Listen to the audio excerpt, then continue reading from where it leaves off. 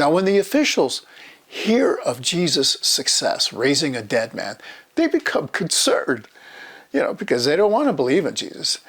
They just believe Jesus is an outsider that will rattle the Roman government, and then the Roman government will remove the temple from them and the privileges that they have of its limited rule and all of that. They have power, and they don't want to give it up. So they gather a Sanhedrin, which is Pharisees and Sadducees, the leaders within the temple compound and priests and all of that. And they gather a Sanhedrin, discuss their concerns. They state, this man is doing all these miracles and people are following him. What are we going to do? That's basically what they say.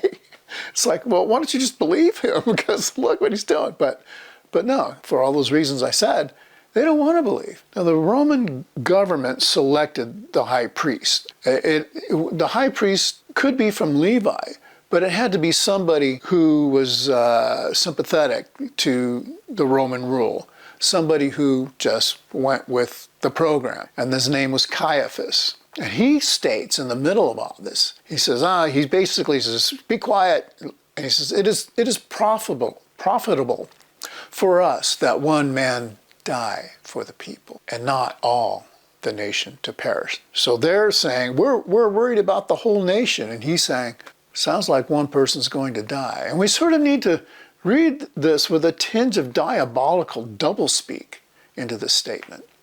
It appears that for the benefit of the people, the Sanhedrin should see to it, and this is what I think he's saying, the Sanhedrin should see to it, these leaders, that Jesus is executed. So this is all setting it up. So thus becomes the motivation and the heart of evil towards Jesus. He is a marked man. He's already been kind of singled out, but now we see a real concerted effort to make sure that Jesus has no more success, right? Jesus has slipped away too many times. I keep talking about that. He slips away. I really think that's the Holy Spirit helping him. Now, little did Caiaphas know, I think, the truth of his prophecy. Jesus would die for all of his people and for all the other people in the world.